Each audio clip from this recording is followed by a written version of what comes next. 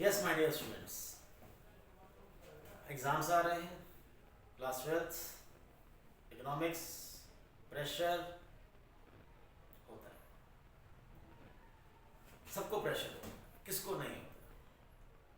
नहीं होता उसको क्या हम सोचे जिसने पढ़ रखा है, या उसको जिसने बिल्कुल नहीं पढ़ रखा?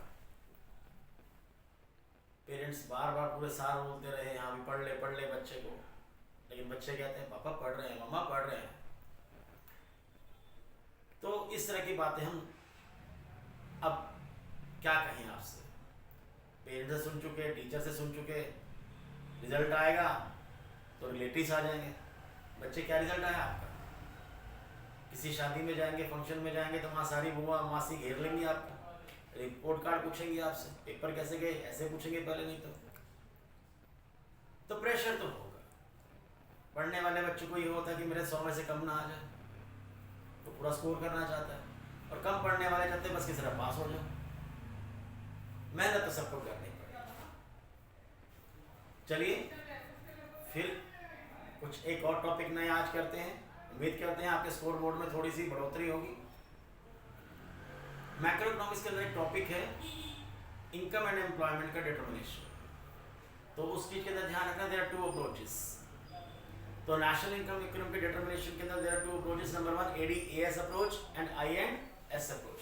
ADAS means to say aggregate demand and aggregate supply approach, and second is INS investment and saving approach। Two sector economy के अंदर आपको determination of income and employment बताना है। तो उसके लिए हम सबसे पहले क्या करेंगे और कौन से क्वेश्चन है जो एग्जाम के अंदर अक्सर पूछे जाते हैं? तो पहला हमें ये तय करना है कि डिटर्मिनेशन होता किस तरह से इनकम एंड एम्प्लॉयमेंट के अंदर। तो देयर आर टू अप्रोचेस, जैसे कि मैंने कहा ADAS approach and INS approach. उसके बाद क्वेश्चन कुछ किस तरह के क्या पूछे जाएंगे ये भी हम डिस्कस करेंगे। उसके ऊपर बेस्ड न्यूमेरिकल्स आते हैं, वो हम सब्सिक्वेंट क्लास अगली क्लासेस के अंदर हम डिस्कस करेंगे, या कुछ हो सकता है शायद मैं आपको इस क्लास के अंदर डिस्कस करके बता दूं, आपको डिस्कस करें हम। चलिए सबसे पहले हम ये जानना चाहेंगे नेशनल इनकम इक्विलिब्रियम का डिटर्मिनेशन जो होता है वो किस तरह से होता है। जैसे कि मैंने कहा फर्स्ट अप्रोच है ADAS approach, aggregate demand and aggregate supply. तो हमें सबसे पहले AD को थोड़ा सा डिफाइन करना है और फिर उसके बाद AS को डिफाइन करना है। तो एग्रीगेट डिमांड का मतलब हम जैसे कि पढ़ चुके हैं टू सेक्टर इकोनॉमी के अंदर सिर्फ क्या होते हैं, हाउस होल्डर फर्म्स। तो इकोनॉमी के अंदर बनी हुई चीजों के ऊपर हाउस होल्डर फर्म्स जितना खर्च करने की सोच रहे हैं उसको हम क्या बोलते हैं, एग्रीगेट डिमांड। ध्यान रखना एग्रीगेट डिमांड एक्चुअल एक्सपेंडिचर को शो नहीं करता, ये प्लान्ड एक्सपेंडिचर को शो करता है, ये एक्सएनटी है, इंटेंडेड है, ये ध्यान रखिएगा।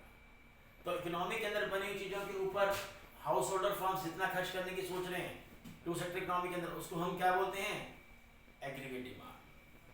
तो एग्रीगेट डिमांड का मतलब क्या हुआ, इसका टोटल हुआ। और आपको जानते हैं कि दो सेक्टर होते हैं, हाउस होल्ड एंड फर्म्स। तो हाउस होल्ड किसके लिए डिमांड करता है, कंजम्पशन के लिए, फर्म किसके लिए करती है, इन्वेस्टमेंट के लिए। तो एग्रीगेट डिमांड का मतलब क्या हुआ, C+I। तो aggregate demand equals to C+I। इसके बारे में डिटेल में बता चुका हूं स्टार्टिंग फर्स्ट क्लास के अंदर। कंपोनेंट्स ऑफ एग्रीगेट डिमांड कितने होते हैं, 4 होते हैं, और इसके बारे में मैं डिटेल में ऑलरेडी समझा चुका हूं। तो टू सेक्टर के अंदर हम ये जानते हैं कि AD इक्वल्स टू क्या होता है, C+I। इसके बाद आता है एग्रीगेट सप्लाई। एग्रीगेट सप्लाई का मतलब क्या होता है कि इकोनॉमी के अंदर जितने प्रोड्यूसर्स हैं वो जितना आउटपुट सेल करने की कोशिश कर रहे हैं, विलिंगनेस है, उसको हम क्या बोलते हैं, एग्रीगेट सप्लाई। और एग्रीगेट सप्लाई हमने ये भी पढ़ा था कि एग्रीगेट सप्लाई किसके बराबर होता है, नेशनल इनकम के। जैसे कि हम जानते हैं कि sum total of factor payment क्या होता है, नेशनल इनकम होता है। इकोनॉमी के अंदर जब हम बात करते हैं एग्रीगेट सप्लाई की, तो हम ये जानते हैं जो फर्म्स होती हैं जब वो प्रोडक्शन करती हैं तो वो क्या चाहती हैं कि जब हम चीज़ों को बाजार में बेचें तो इतना पैसा जरूर मिल जाए जिससे कि फैक्टर्स ऑफ प्रोडक्शन की पेमेंट वो कर पाए। लैंड के बदले में रेंट, लेबर के बदले में वेजेस सैलरी, कैपिटल के बदले में इंटरेस्ट और एंटरप्रेन्योर का रिवार्ड प्रॉफिट, तो फैक्टर पेमेंट कर पाए। अगर उनको वो अमाउंट नहीं मिलेगा तो फर्म प्रोडक्शन नहीं करेगी। इसलिए फर्म्स चाहती हैं कि जब चीज़ों को बाजार में बेचे तो उनको इतना पैसा जरूर मिल जाए जिससे कि वो फैक्टर पेमेंट कर पाए। और हम जानते हैं सम टोटल फैक्टर पेमेंट क्या होता है, नेशनल इनकम। तो नेशनल इनकम मींस तो एएस किसके इक्विवेलेंट हुई नेशनल इनकम के। और हम ये जानते हैं कि पार्ट ऑफ द इनकम इधर क्या होता है, इधर क्या होती है, इधर कंज्यूम्ड और सेव। तो एग्रीगेट सप्लाई इक्वल्स टू किसके बराबर हुई, that is the C plus S. तो aggregate supply equals to C plus S, aggregate demand equals to C plus I. तो अगर मैं कहूं तो नेशनल इनकम इक्विवेलेंट, और इसे ग्राफ हमने पढ़े थे, सी का ग्राफ क्या पढ़ा था इस तरह से, आई का ग्राफ कैसे पढ़ा था ऑटोनॉमस जो हर लेवल पर कांस्टेंट रहता है। इन दोनों को अगर प्लस कर दें तो एग्रीगेट डिमांड कैसे बनेगा, इस तरीके से। अगर हम एग्रीगेट सप्लाई की बात करें तो एग्रीगेट सप्लाई के बारे में हमने पढ़ा था किस तरह का होता है 45 डिग्री। इसके बारे में हम पिछली क्लासेस के अंदर हम डिस्कस कर चुके हैं। तो ये एग्रीगेट डिमांड है, ये एग्रीगेट सप्लाई है। तो हमारा क्वेश्चन क्या है कि नेशनल इनकम इक्विवेलेंट का डिटरमिनेशन कहां होता है। तो सिंपल है, जैसे कि मैंने कहा there are two approaches, ADAS approach and second is INS approach. तो अकॉर्डिंग टू ADS अप्रोच के अकॉर्डिंग इन दोनों ग्राफों के अंदर ध्यान रखिएगा, जहां दो ग्राफ एक दूसरे को इंटरसेक्ट करते हैं वहां पर दोनों की वैल्यू इक्वल हो जाती है। तो अगर मैं कहता हूं कि AD इक्वल्स टू क्या है C प्लस आई और AS इक्वल्स टू क्या है C प्लस S, अगर मैं दोनों को सामने रख दूं C plus I equals to C plus S, तो C से C कट गया तो क्या बचा I इक्वल्स टू S। तो नेशनल इनकम इक्विलिब्रियम कहां पर होगा, नंबर 1 जहां पर AD इक्वल्स टू AS होगा, ये फर्स्ट अप्रोच है। और दूसरी क्या होगा, ऑटोमेटिकली जहां ADS बराबर होगा ऑटोमेटिकली वहां पर I और S क्या होंगे, इक्वल होंगे। तो ये सेकंड अप्रोच है।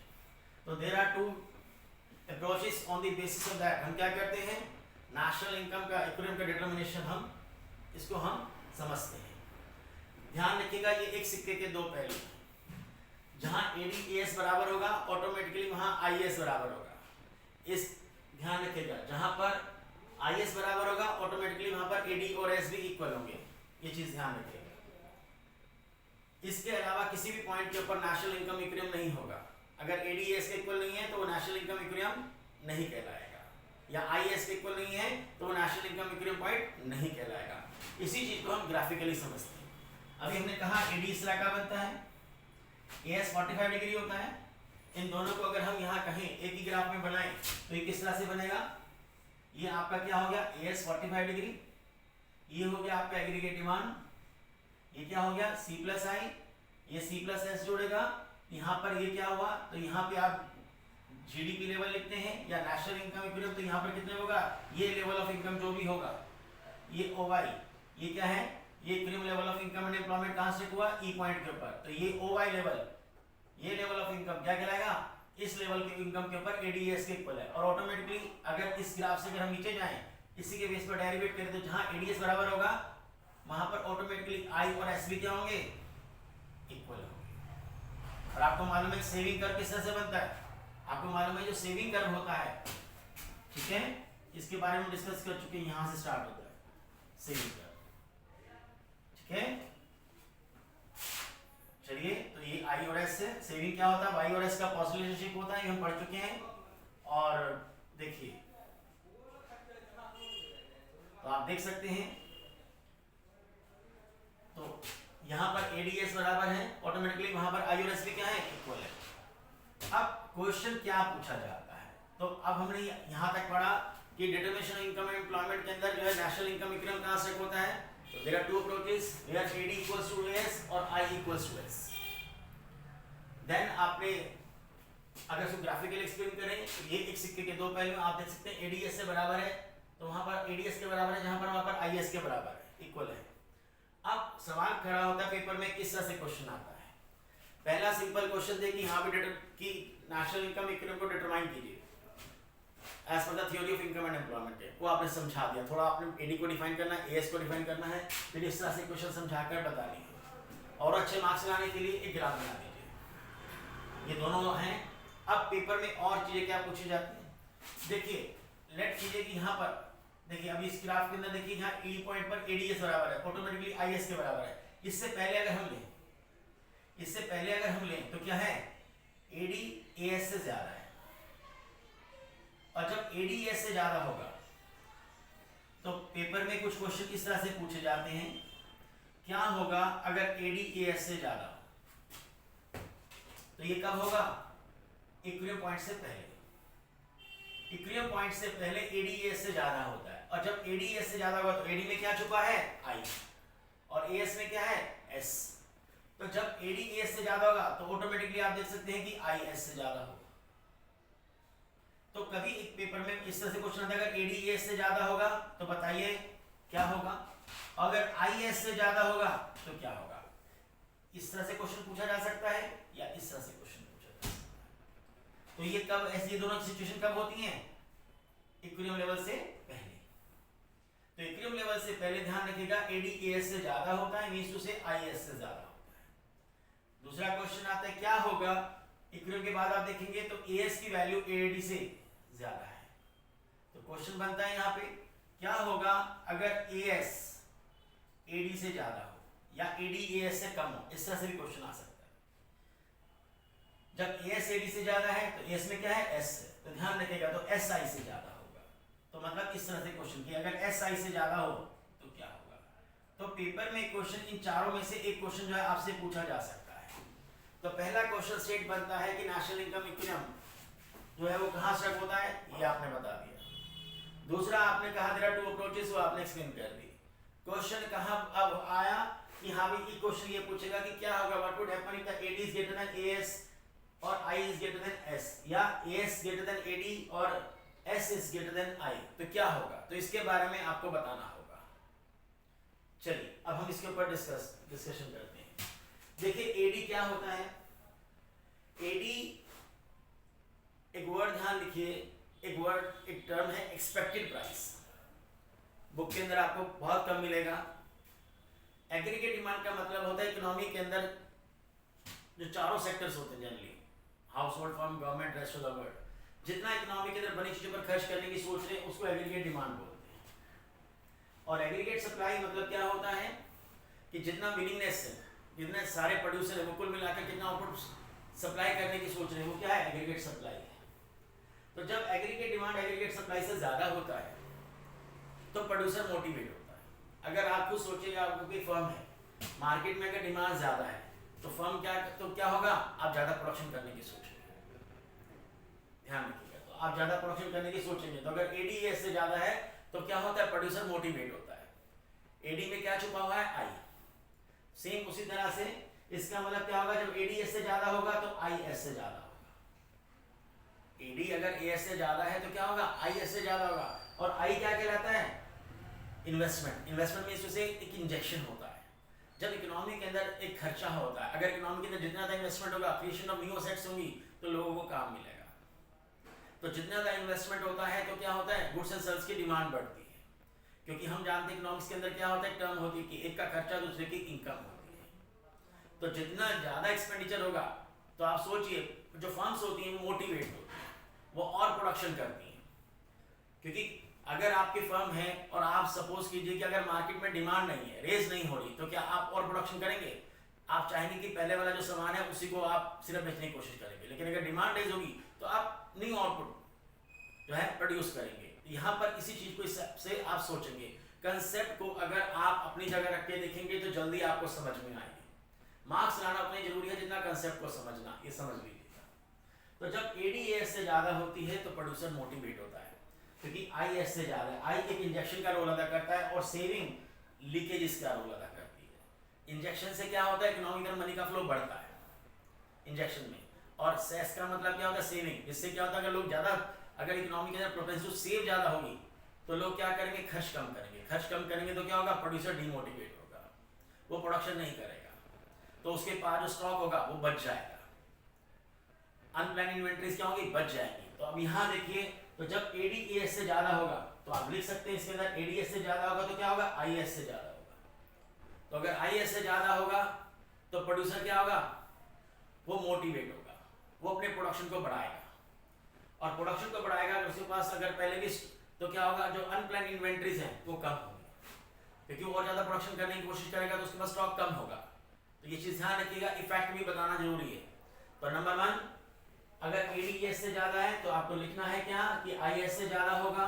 इसके अलावा आपको बताना है कि जो स्टॉक है वो डिक्रीज होगा। वो स्टॉक क्या होगा? डिक्रीज होगा। ध्यान रखिएगा जो मैं टर्म बता रहा हूँ आपको। तो स्टॉक क्या, क्योंकि इकोनॉमी इन्वेस्टमेंट सेविंग से ज्यादा है, तो प्रोड्यूसर मोटिवेट होगा, वो अपने प्रोडक्शन को बढ़ाएगा, और रिजल्ट क्या निकलेगा, वो तब तक बढ़ाएगा जब तक कि एडीएएस के इक्वल ना हो जाए। ये चीज ध्यान रखिएगा। अगर एडीएएस से ज्यादा है मींस उसे आईएस से ज्यादा है, आईएस से ज्यादा है तो प्रोड्यूसर क्या होगा, मोटिवेट होगा। क्या होगा, मोटिवेट होगा, वो अपने आउटपुट को बढ़ाएगा, वो प्रोडक्शन और ज्यादा करेगा, और करेगा तो क्या होगा, वो मोटिवेट होगा, वो प्रोडक्शन को क्या करेगा, बढ़ाएगा। और जिसकी वजह से क्या होगा, क्योंकि देखिए आईएस से ज्यादा है तो मोटिवेट होगा, प्रोडक्शन बढ़ाएगा, तो क्या होगा, स्टॉक, ठीक है, तो स्टॉक क्या होगा, डिक्रीज होगा, डिक्रीज होगा, और वो अपने आउटपुट को तो क्या होगा, बढ़ाएगा। Means national income tends to increase. तो ध्यान रखना, वर्ड का इस्तेमाल करना है, नेशनल इनकम को एनवाई लिख रहा हूं, नेशनल इनकम क्या होगी, टेंड्स टू इंक्रीज, ठीक है। तो national income tends to increase होगी, वो अपने आउटपुट तब तक बढ़ाएगा, कब तक बढ़ाएगा, जब तक कि एडीएएस के बराबर ना हो जाए। तो ये ध्यान रखिएगा, वो जब तक अपने आउटपुट को बढ़ाएगा जब तक कि एडीएएस के इक्वल ना हो जाए। तो एडी अगर एएस से ज्यादा है तो इसका मतलब आपको क्या लिखना है कि अगर एडीएस से ज्यादा है तो क्या होगा, नंबर 1, तो फर्म को लग रहा है कि हाँ भाई मार्केट के अंदर क्या है, गुड्स की डिमांड क्या है, लोग ज्यादा खर्च करने की सोच रहे हैं, तो प्रोड्यूसर मोटिवेट होगा, वो अपने प्रोडक्शन को क्या करेगा, बढ़ाएगा, जिसकी वजह से क्या होगा, फॉरेन स्टॉक क्या होगा, वो कम होगा। और नेशनल, आप यहाँ पर खड़े सपोज करो ये इक्विलिब्रियम लेवल 300 करोड़ है, तो 300 करोड़ से पहले क्या होगा, 200 होगा, 100 होगा, कुछ भी होगा, तो आप इसमें वो क्या करेगा, अपने आउटपुट को यहाँ तक तब तक बढ़ाएगा जब तक कि एडीएस के इक्वल ना हो जाए या आईएस के इक्वल ना हो जाए। ठीक इसी तरह से अब इसका बिल्कुल अपोजिट लेते हैं।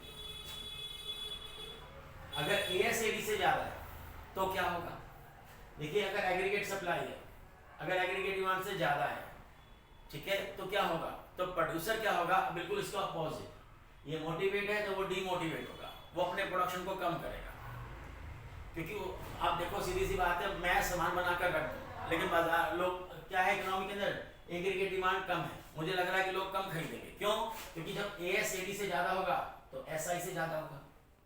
एस ज्यादा होने का मतलब क्या, इसे कि प्रोपेंस सेव ज्यादा है, लोग ज्यादा सेविंग करने की सोच रहे हैं, मतलब खर्च कम कर रहे हैं, मतलब इसका सेविंग ज्यादा कर रहे हैं, तो इसका मतलब क्या होगा, तो प्रोड्यूसर क्या होगा, डिमोटिवेट होगा, वो अपने प्रोडक्शन को कम करेगा। तो अगर हम 300 के बाद खड़े हैं, y के बाद y1 या y2, ये y1 या y2 पे खड़े हैं, तो यहाँ से हम अपने प्रोडक्शन को कम करेंगे, तो प्रोड्यूसर डिमोटिवेट होगा, अपने आउटपुट को कम करेगा। अब इसका इफेक्ट क्या पड़ेगा, ध्यान रखिएगा, यहाँ पे लोगों को काम से बाहर निकाला जाएगा, यहाँ पे अनएम्प्लॉयमेंट रेस होगी। आपको बताना, ये चीजें बतानी पड़ेंगी। मैं पहले कह रहा हूँ पेपर में क्वेश्चन सिंपल होता है कि इक्विलिब्रियम लेवल ऑफ जो है नेशनल इनकम इक्विलिब्रियम डिटरमिनेशन कहाँ होता है, वो तो एडीएस अप्रोच के अकॉर्डिंग और आईएस के आप समझा देंगे, लेकिन सिर्फ ये मेन जो है क्वेश्चन 4 तरह से क्वेश्चन पूछा जाता है। एडीएस से ज्यादा हो तो क्या होगा, आईएस से ज्यादा हो तो क्या होगा, एएस एडी से ज्यादा हो तो क्या होगा, एसआई से ज्यादा हो तो क्या होगा। इनमें से एक क्वेश्चन आपके एग्जाम के अंदर आपको मिलने वाला है, ये चीज ध्यान रखिएगा। तो किसी भी वे में आपसे हो सकता है, या आप अजम्पशन रीजनिंग के अंदर भी कुछ इस तरह का आ सकता है, एमसीक्यू में भी आ सकता है, या पूरा डिटेल में भी आ सकता है। तो देखिए क्वेश्चन का कोई ये नहीं होता कि हाँ बिल्कुल यही क्वेश्चन आएगा इस तरह से, लेकिन अगर आपने थॉरली कंसेप्ट को पढ़ा है तो उसमें से कहीं से क्वेश्चन आ जाए तो आप उसका आंसर दे सकते हैं। तो आप समझ सकते हैं, इन दोनों ग्राफों को एक बार समझें तो क्लियर होगा। अगर एडीएस से ज्यादा, क्या लिखना है आपने, एडी अगर एएस से ज्यादा है तो प्रोड्यूसर मोटिवेट होगा, अपने आउटपुट को बढ़ाएगा, डिक्रीज इन स्टॉक होगा, और नेशनल इनकम रेट क्या होगी, इंक्रीज, और आउटपुट को कब तक बढ़ाएगा, जब तक कि इक्विलिब्रियम लेवल अटेन ना हो जाए। इसका मतलब अगर आप यहाँ इससे पहले खड़े हैं, यहाँ पे खड़े हैं y3 पे, तो अपने आउटपुट को क्या करेंगे, बढ़ाएंगे यहाँ तक, y तक, यहाँ तक, तो नेशनल इनकम टेंडेंसी क्या होगी, इंक्रीज होगी। इसका बिल्कुल वाइस वर्सा।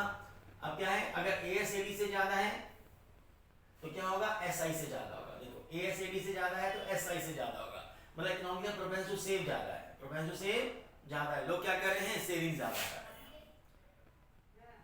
क्योंकि हम जानते हैं सेविंग क्या काम करती है, लीकेजेस का, और इंजेक्शन का, आई क्या करता है, इंजेक्शन का। आई से इकोनॉमिक तरफ क्या होता है, मनी का फ्लो बढ़ता है, और सेविंग से मनी का फ्लो कम होता है।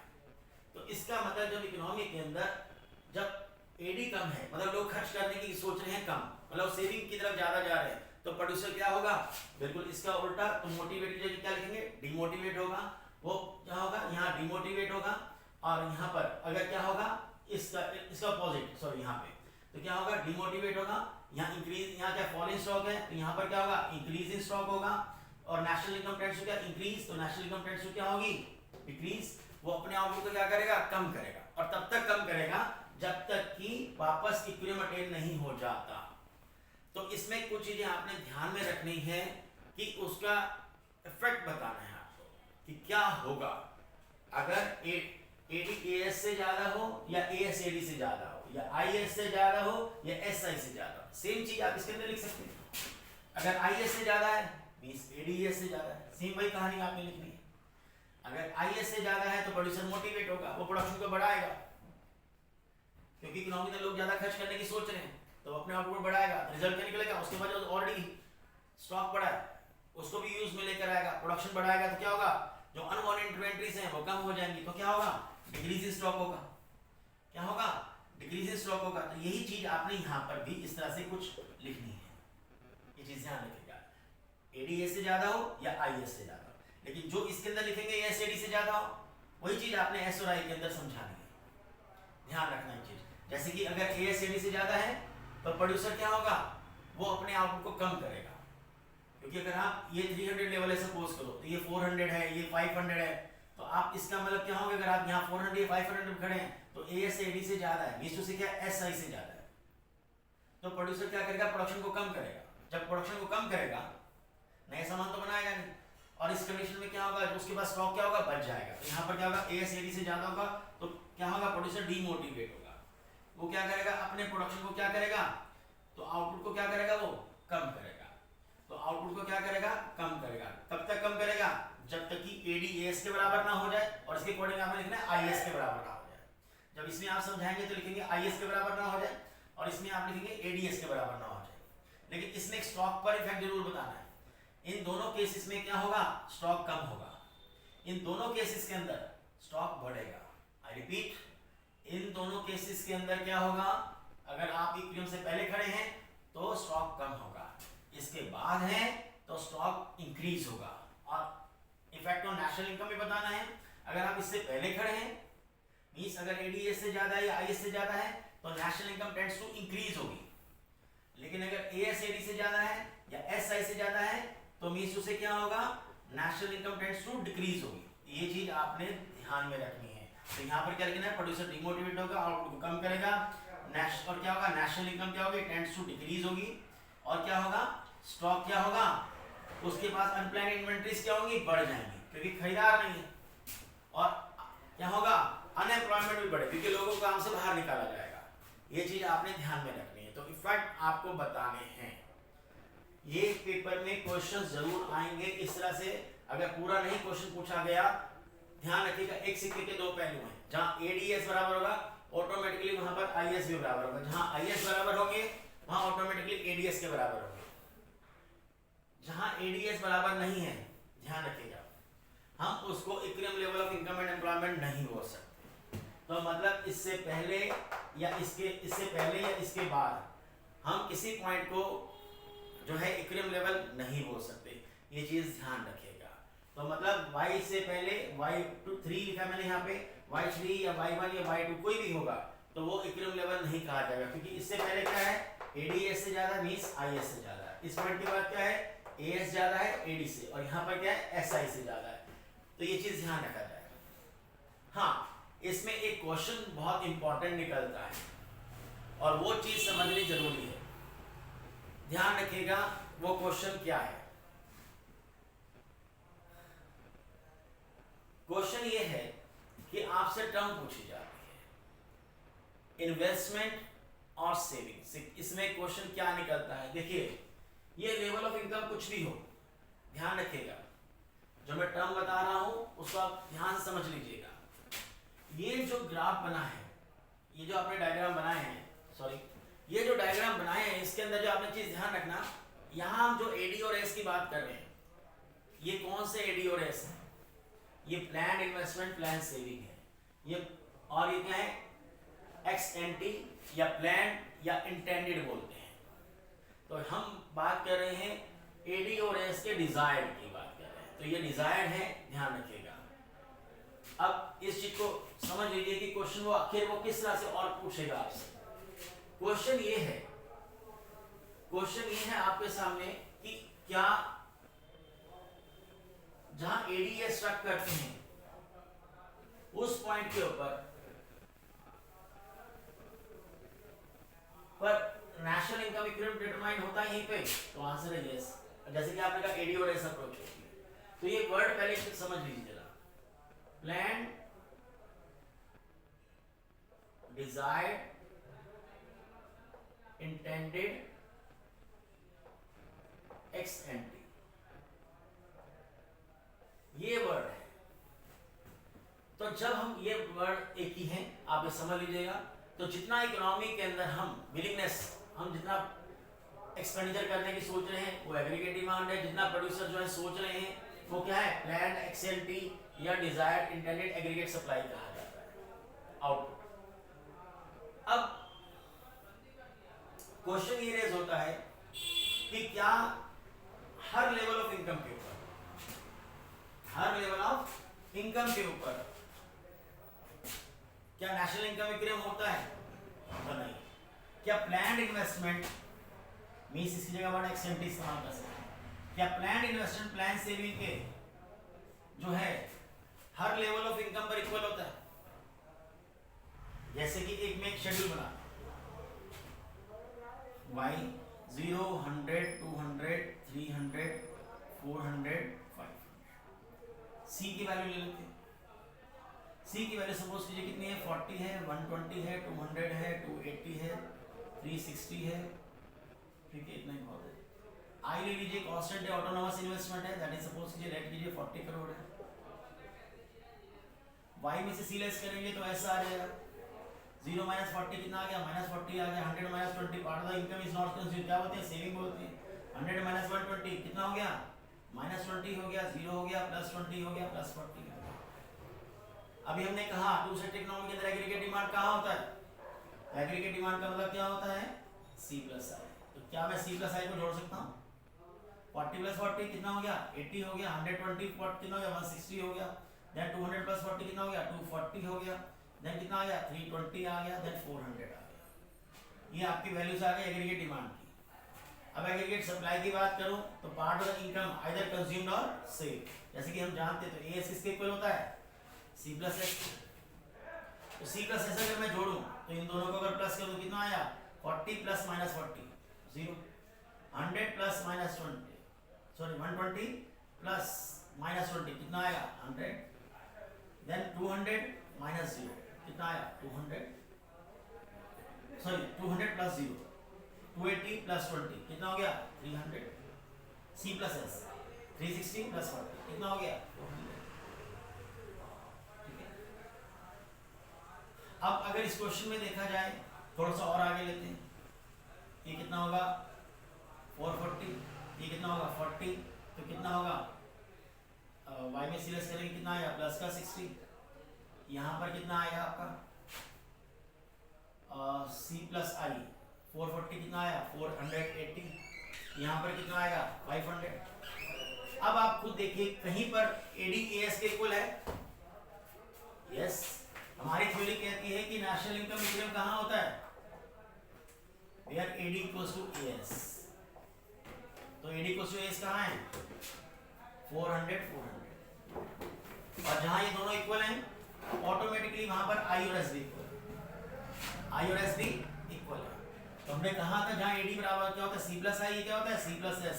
तो जहां AD/S के इक्वल होगा तो वहां पर क्या होगा, ऑटोमेटिकली I = S होगा। तो ये आप देख सकते हैं वहां पर I और S क्या हैं, इक्वल है। तो ये ग्राफिकली भी प्रूव हो गया और टेबल वाइज से प्रूव हो गया। लेकिन सवाल एक क्वेश्चन बनता है, तो इसका मतलब इक्विलिब्रियम कितने पे स्टक हुआ, 400 पे। तो 400 से पहले अगर आप देखेंगे और 400 के बाद देखेंगे तो क्या नजर आ रहा है, 400 से पहले आप देखेंगे तो AD/AS से ज्यादा है, AD/AS से ज्यादा है। और इक्विलिब्रियम के बाद देखेंगे इक्विलिब्रियम पर दोनों बराबर है। इक्विलिब्रियम से पहले क्या है, इक्विलिब्रियम के बाद AD क्या है, कम है, और AS क्या है, तो जब AD/AS से ज्यादा होगा तो AD में छुपा हुआ है I और AS में क्या है, S। तो अगर AD/AS से ज्यादा होगा तो इक्विलिब्रियम से पहले क्या है, AD/AS से ज्यादा, देखो I S से ज्यादा है। और इक्विलिब्रियम के बाद, इक्विलिब्रियम पर दोनों बराबर है, और इक्विलिब्रियम के बाद क्या है, मतलब 400 के बाद अगर कहा जाए तो क्या होगा, I कम है S ज्यादा है।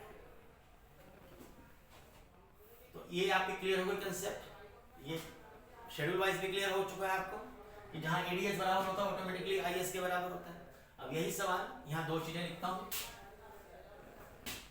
यहाँ पे क्या है, effect on national income, effect on क्या है, स्टॉक, और यहाँ क्या है, इफेक्ट ऑन नेशनल इनकम। क्या होगा, अभी हमने डिस्कस किया, अगर एडीएस से ज्यादा होगा तो क्या होगा, प्रोड्यूसर मोटिवेट होगा, अपने आउटपुट को बढ़ाएगा, डिक्रीज इन स्टॉक होगा, national income tends to increase होगी, और तब तक जब तक कि दोनों बराबर ना हो जाते। देखिए तो एडीएस से ज्यादा है तो मैंने क्या कहा था, प्रोड्यूसर क्या करेगा, आउटपुट को बढ़ाएगा, बढ़ाएगा और तब तक बढ़ाएगा जब तक कि एडीएस के इक्वल ना हो जाए, ठीक है। और मोटिवेट होगा तो रिजल्ट क्या निकलेगा, स्टॉक पर क्या इफेक्ट पड़ेगा, डिक्रीज इन स्टॉक। तो यहाँ पे ध्यान रखिएगा, जब तक इक्विलिब्रियम अटेन नहीं हो जाएगा और इक्विलिब्रियम लेवल के ऊपर स्टॉक की वैल्यू कितनी होती है, 0, ये ध्यान रखिएगा। तो इक्विलिब्रियम लेवल पर स्टॉक की वैल्यू कितनी होगी, 0। ठीक इसी तरह से जहां इक्विलिब्रियम स्टक हो गया तो यहां पर आप दोनों चीजों में देख सकते हैं, जब इसका मतलब सेम कहानी, अगर आईएस से ज्यादा है, अगर आईएस से ज्यादा है तो क्या होगा, सेम आपने वही थ्योरी लिखनी है, जब एडीएस से ज्यादा है तो आईएस से ज्यादा होगा, तो नेशनल तो क्या होगा, स्टॉक पर क्या इफेक्ट पड़ेगा, डिक्रीज इन स्टॉक। इक्विलिब्रियम पर क्या होगा, जब आईएस के बराबर होगा मींस एडीएस के बराबर होगा तो स्टॉक की वैल्यू कितनी होगी, 0। यही पॉइंट इक्विलिब्रियम पॉइंट है, ये पॉइंट 400 करोड़ क्या है, ये इक्विलिब्रियम पॉइंट है, नेशनल इनकम इक्विलिब्रियम। तो ये आपका नेशनल इनकम इक्विलिब्रियम पॉइंट कहा जाएगा 400 करोड़। इसके अलावा किसी पॉइंट को नहीं बोल सकते क्योंकि इसके अलावा किसी पॉइंट पर आईएस या एडीएस के इक्वल नहीं है। इसके बाद अगर चलते हैं तो यहां पर देखिए तो आईडी क्या है, इक्वल के बाद 400 के बाद, जैसे कि अगर लेट करें, इसी ग्राफ को मैं दोबारा लेता हूं, फिर दोबारा बनाता हूं, समझा ग्राफिकली, ध्यान रखिएगा। लेट कीजिए ये सॉरी ये क्या है, एएस, ये है एडी, कहां पर इक्वल हो रहे हैं, 400 करोड़, और यहाँ पर क्या है, आई और एस भी इक्वल है, और आई और एस भी क्या होगा, ध्यान रखिएगा, इसका डेरिवेशन इसके बेस पर हुआ है, तो मतलब नीचे आई और एस है तो ये वैल्यू सेम आएगी, तो 400 के नीचे 400 आएगा, तो ये 400 पर आएगा, और यहाँ पर आई एस इक्वल होगा, और एस का डेरिवेशन आप जानते हैं, पहले भी पढ़ रखा आपने। तो ये क्या है, इस तरीके से, तो ये क्या है, एडीएस के बराबर है, और ये क्या है, आई और एस के इक्वल है, तो ये चीज ध्यान रखिएगा। इससे पहले आप देखिए 400 से पहले क्या है, 300 200, अगर आप कुछ भी देखें तो क्या नजर आ रहा है आपका, एडी ज्यादा एएस से, तो अगर एडी एएस से ज्यादा है तो देखिए आईएस से ज्यादा है, तो इसका मतलब क्या होगा, प्रोड्यूसर मोटिवेट करेगा, इसका मतलब 100 200 300 पर आप खड़े हैं तो क्या होगा, फर्म मोटिवेट होगी, अपने आउटपुट को बढ़ाएगी, तब तक बढ़ाएगी जब तक कि इक्विलिब्रियम अटेन ना हो जाए। तो अगर आप इससे पहले खड़े हैं 400 से पहले तो आईएस से ज्यादा होगा, एडीएस से ज्यादा होगा, क्या होगा, नेशनल इनकम टेंड्स टू क्या होगी, इंक्रीज, क्योंकि प्रोड्यूसर अपने आउटपुट को बढ़ाएगा, और तब तक बढ़ाएगा जब तक कि दोनों इक्वल ना हो जाए। तो ये पॉइंट क्या है, इक्विलिब्रियम का पॉइंट, ये नेशनल इनकम इक्विलिब्रियम का पॉइंट है 400 करोड़। इससे पहले क्या होगा, national income tends to increase होगी, डिक्रीज इन स्टॉक होगा, क्योंकि प्रोड्यूसर मोटिवेट होगा, अपने आउटपुट बढ़ाएगा। लेकिन इसके बाद 400 के बाद, और अब यहाँ 500 ले लीजिए, तो इस पॉइंट पर आप क्या नजर आ रहा है, एएस एडी से ज्यादा है, जब एएस एडी से ज्यादा होगी तो एसआई से ज्यादा होगा, तो जब एएस एडी से ज्यादा होगी तो एसआई से ज्यादा होगा, तो आपको क्या लिखना है कि प्रोड्यूसर क्या होगा, डीमोटिवेट होगा। क्यों, क्योंकि यहाँ पे उसके पास स्टॉक बचने वाला है, खरीदार नहीं है बाजार के अंदर, तो प्रोड्यूसर क्या करेगा, अपने आउटपुट को कम करेगा, आउटपुट को कम करेगा मतलब क्या होगा, एक प्रोड्यूसर नहीं, इकोनॉमिक सारे प्रोड्यूसर, तो क्या करेंगे, तो नेशनल इनकम टेंड्स टू क्या होगी, डिक्रीज, तो नेशनल इनकम पर इफेक्ट पड़ेगा, डिक्रीज होगी, तो national income tends to decrease होगी, और तब तक आउटपुट को कम करेगा, 500 पे तब तक करेगा, तो वो 400 तक, क्योंकि 400 पे इक्विलिब्रियम हो रहा है, तो तब तक आउटपुट को कम करेंगे जब तक कि एडी एएस के बराबर ना हो जाए या फिर आईएस के इक्वल ना हो जाए, और इसका रिजल्ट क्या निकलेगा स्टॉक के ऊपर, उसके पास जो अनवांटेड इन्वेंटरीज हैं, अनप्लान्ड इन्वेंटरीज हैं, क्या होंगी, वो बढ़ जाएंगी, तो क्या होगा, इंक्रीज इन स्टॉक। तो ध्यान रखना, स्टॉक बढ़ेगा अब किसके बाद, इक्विलिब्रियम के बाद, और इक्विलिब्रियम से पहले स्टॉक कम होता है, इक्विलिब्रियम से पहले इंक्रीज इन नेशनल इनकम, और यहाँ पे क्या होगा, डिक्रीज इन नेशनल। तो ये चीज ध्यान रखनी है। आई थिंक ये कंसेप्ट भी क्लियर हो गई आपको, ग्राफिकली मैंने इसको प्रूव करके बता दिया। एक सबसे मेन चीज यहाँ पर समझ लीजिएगा, जो पेपर में क्वेश्चन आता है, क्या हर लेवल ऑफ इनकम के ऊपर प्लान इन्वेस्टमेंट प्लान सेविंग के बराबर होती है? नहीं, इसका आंसर है नो। ध्यान रखिएगा, सिर्फ नेशनल इनकम इक्विलिब्रियम कहां स्टक होता है, जहां एडीएस के बराबर होती है, आईएस के बराबर होती है, वहीं पर इक्विलिब्रियम स्टक होता है। इसके अलावा और किसी पॉइंट पर प्लान इन्वेस्टमेंट प्लान सेविंग के बराबर या बराबर नहीं होती। प्लान का मतलब है वर्ड, इसका मतलब इन चारों में से कोई वर्ड आ सकता है, एक्स एंड टी ये होता है। एक होता है वर्ड, ध्यान रखिएगा, एक वर्ड होता है एक्सपोज्ड। एक्सपोज्ड अगर लिखा है इसका मतलब एक्चुअल या रियल। जब इसके साथ इन्वेस्टमेंट या सेविंग को जोड़ा जाता है, ध्यान रखिएगा, ये कंसेप्ट और ये कंसेप्ट दोनों अलग हैं, ये चीज ध्यान रखिएगा। यहां देखिए, आप देख सकते हैं जो प्लान इन्वेस्टमेंट प्लान सेविंग के सिर्फ एक ही पॉइंट पर इक्वल होगा। कहां होगा इक्वल होगा? Only at the point of equilibrium, means national income equilibrium. तो जहां पर प्लान इन्वेस्टमेंट प्लान सेविंग के सिर्फ एक ही पॉइंट पर इक्वल होगी, आप देखिए 0, 100, 200, 300, किसी पॉइंट के ऊपर एडीएस के बराबर नहीं है, मतलब प्लान इन्वेस्टमेंट आईएस के बराबर, प्लान इन्वेस्टमेंट प्लान सेविंग, ये इन्वेस्टमेंट और सेविंग प्लान है, प्लान इन्वेस्टमेंट प्लान सेविंग के बराबर नहीं होती, वो सिर्फ एक ही पॉइंट पर बराबर होती है। इसको दिमाग में रख लीजिएगा, ये क्वेश्चन है, क्या प्लान इन्वेस्टमेंट प्लान सेविंग के हर पॉइंट पर इक्वल होते हैं? आंसर है no, only at the level of कहां होगा, इक्विलिब्रियम पॉइंट, मतलब इस पॉइंट पे ही सिर्फ क्या होगा, प्लान इन्वेस्टमेंट प्लान सेविंग के बराबर होगा। दूसरा क्वेश्चन लास्ट, इसमें क्या है, क्या रियल इन्वेस्टमेंट, एक प्लान इन्वेस्टमेंट पूछा गया, प्लान की जगह वर्ड क्या इस्तेमाल करेगा, ये वाले, ध्यान रखिएगा, प्लान की जगह ये वर्ड इस्तेमाल करेगा। एक्सपोज्ड या एक्चुअल या real, real investment real saving. अब क्वेश्चन है, क्या रियल इन्वेस्टमेंट, क्या रियल या एक्चुअल, या इसकी जगह वर्ड इस्तेमाल करेगा, मैक्सिमम क्या करेगा, एक्सपोज्ड। तो एक्सपोज्ड इन्वेस्टमेंट, क्या एक्सपोज्ड सेविंग्स के क्या हर पॉइंट पर इक्वल होता है? ध्यान रखिएगा, ये सिर्फ इस पॉइंट पर इक्वल होगा, लेकिन एक्सपोज्ड इन्वेस्टमेंट एक्सपोज्ड सेविंग के एवरी पॉइंट पर, एवरी पॉइंट ऑफ क्या होगा, नेशनल इनकम के इक्वल होगा, इक्विलिब्रियम पर नहीं। मतलब 0 लेवल है, 100 है, 200 है, 300 है, 400 है, 500 है, इनमें से कोई भी लेवल हो, हर पॉइंट पर रियल इन्वेस्टमेंट रियल सेविंग के इक्वल होती है, चाहे वहां पर एडीएस बराबर है या नहीं है। तो ध्यान रखिएगा, रियल इन्वेस्टमेंट मतलब एक्सपोज्ड इन्वेस्टमेंट, ठीक है, और एक्सपोज सेविंग वो हर लेवल ऑफ इनकम के ऊपर इक्वल होती है, लेकिन एक्स एंटी इंटेंडेड, ठीक है, इन्वेस्टमेंट और सेविंग वो सिर्फ एक ही पॉइंट पर इक्वल होती है।